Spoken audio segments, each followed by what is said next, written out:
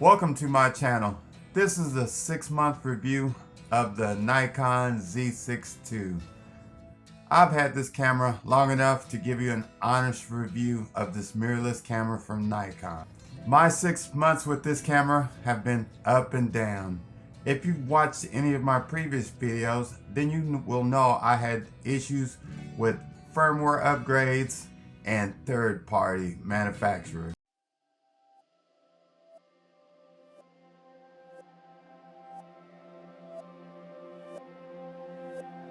If you're curious about the Z6 II camera, then this video is for you. Hi, my name is Vaughn.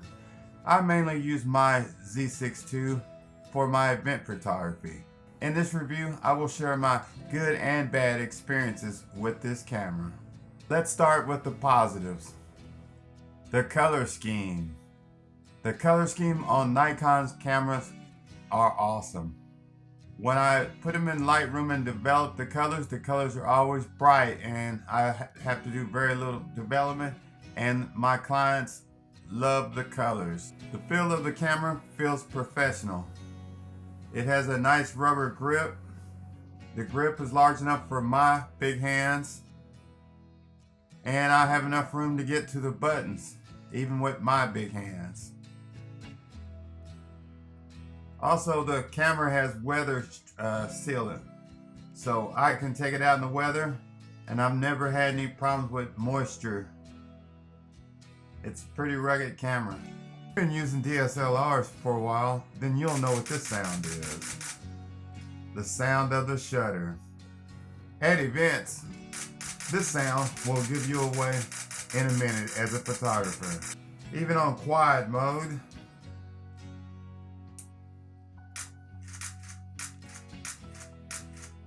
you can still hear the shutter. And now the Z6 II. Now that's a positive. Another thing I like about this camera is the build quality. It doesn't feel plastic or cheap at all. It feels like a professional camera. About this camera is the ease of use and the customization. You can go in and customize the camera any way you want it. You can go into the menus and you can change what the buttons do. You can change the autofocus points from a button. In the menus, you can assign the autofocus points, which will help you when you're going in and out of situations, whether it's outside or inside.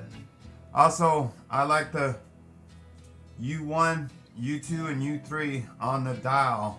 I can set each one to a different setting, and that helps me customize my settings. So when I'm outside at a wedding, I can set it to the outdoor exposure, and then when I go indoors, I can set it to another exposure. And if I'm taking portraits, I can change the U3 to another exposure, and all I have to do is dial it in each time. One thing that I've always noticed about cameras, and I own several, Panasonic, Sony's, is the auto white balance. This camera gets it right. I use my auto balance tool like my gray cards, and if you compare it to the gray card, the colors are spot on most of the time. The autofocus is a positive and a negative.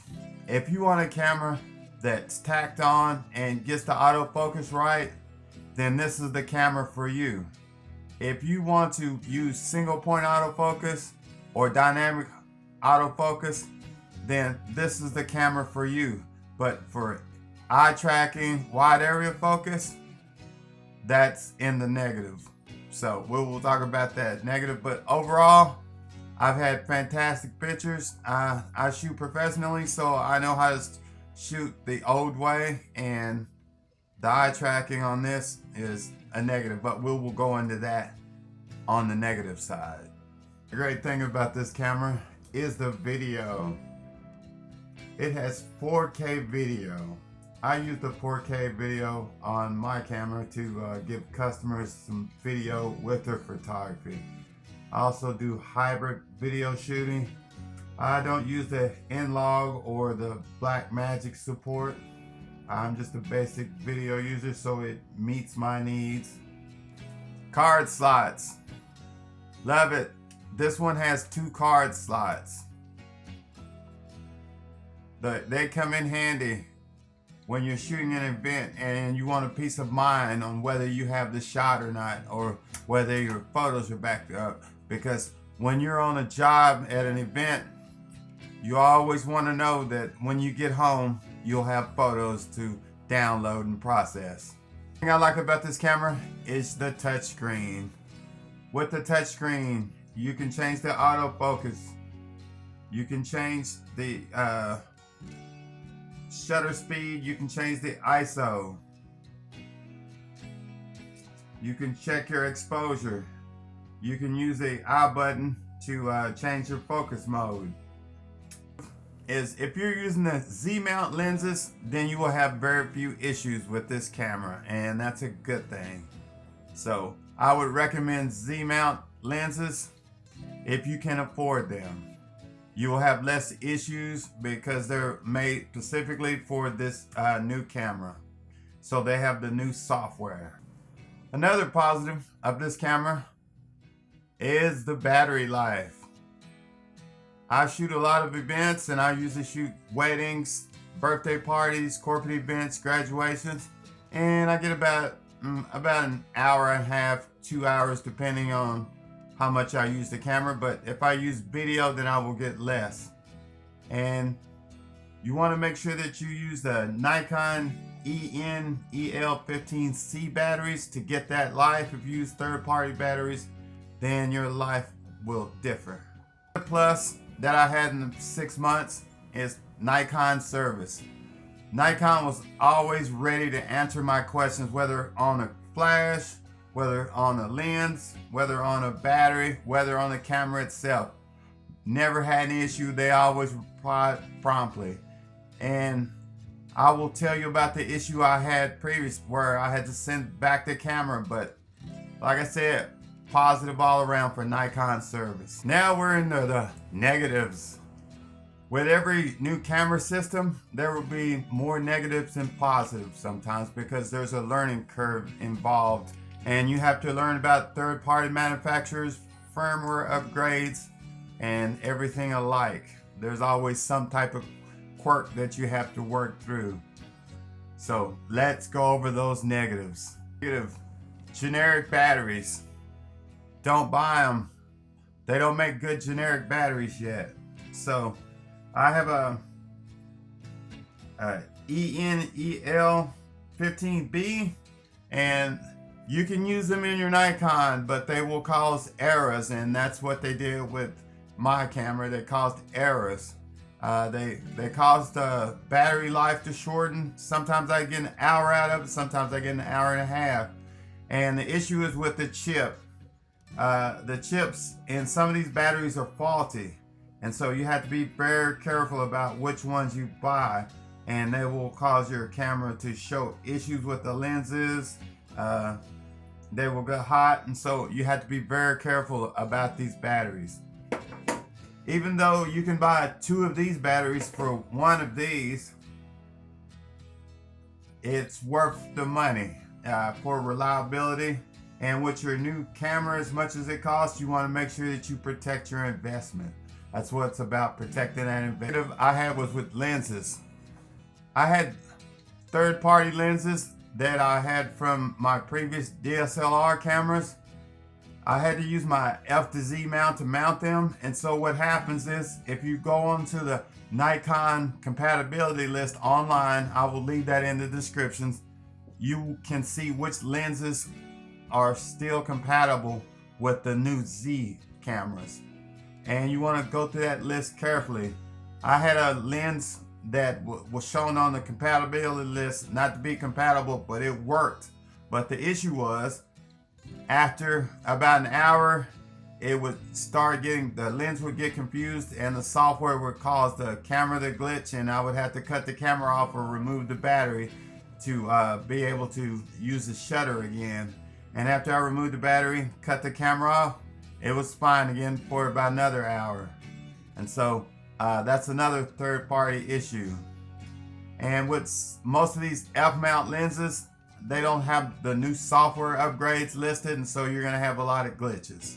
The negative is the FTZ adapter.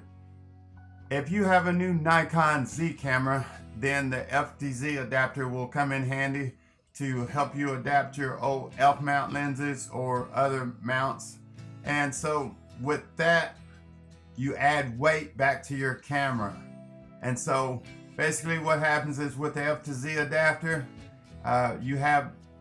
you go back to the same weight as DSLR, but it's not as much as say a D3 with a lens, with a 24-70 lens.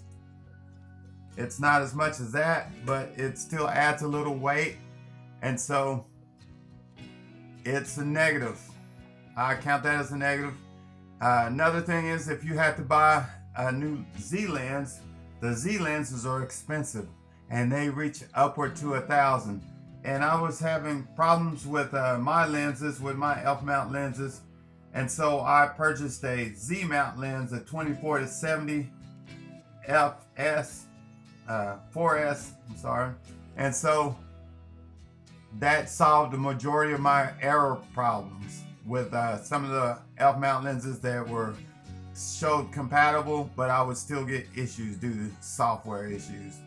I could easily work around it, and that's a new thing, is when you make old equipment with new equipment, you're gonna have quirks.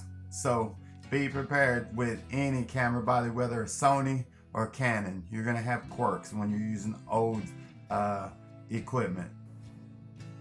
Let's talk about TTL with the flash. If you want to do TTL with the Z mounts, you will have to get a vendor that has updated their software in their flashes, so TTL can be read by the Z cameras.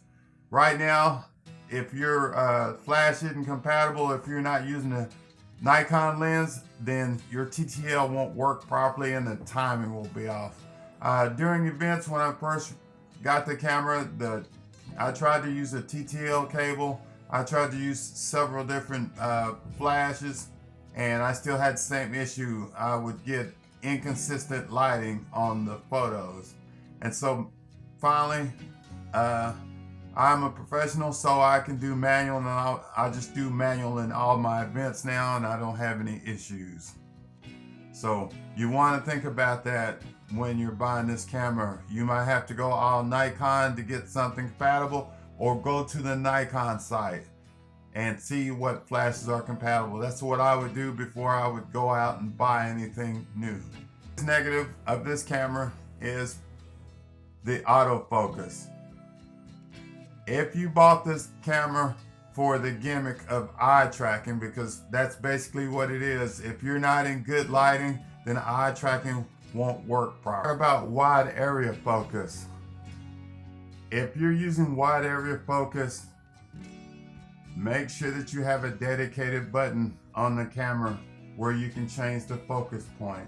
It works great, but at the same time, just like with eye tracking, if there are more than two people or a group of people, even though you put it on a particular person, it might make its own mind up and decide it wants to go to another person. So you have to quickly reorient the box with your dedicated button, and then move it with the joystick on the back of the camera, and you'll be good again. But otherwise, if you're in a bang bang situation like a wedding where someone's walking down the aisle and you're trying to track with this, then you may lose a few shots. So be safe. Single area focus, continuous area focus. Those are your main bets. One of my biggest issues was with the SD and CF Express card. I was having an issue with the CF Express card with it overheating. And so what I found out through research is that originally Nikon only had, in the Nikon Z6 in the first series, they only had one card slot, which was an SD slot. And so what I figured out through research is you need to write to the SD slot for the photography and the video and use the CF Express card as the backup. Yes, I know the CF Express card is expensive, and that's an expensive backup. But if you want some of the heat to dissipate, then you will want to write to the SD card and use the CF Express. I've made a video on that, so if you look on my channel, then you will see a video on that particular subject. Another thing I researched was I looked at other YouTube videos and I watched how other professionals set up the card slots, and everyone set their card slot up as the SD card as the primary and the CF Express as the backup. So be wary of that, and that will help you with the heat issues. Also, while you're using the camera, another thing that I found out is to dissipate a little heat if you're outside or whatever, occasionally bring the touchscreen out from the camera to help dissipate some of this heat right in here, and you will be fine. Your camera won't get as hot. Your final question is, would I buy this camera again? And the answer is yes. Once you learn the camera, look at enough videos, find the quirks, figure out what's causing the quirks, then you will love this camera. If you like what you saw today, please subscribe. Thank you for watching.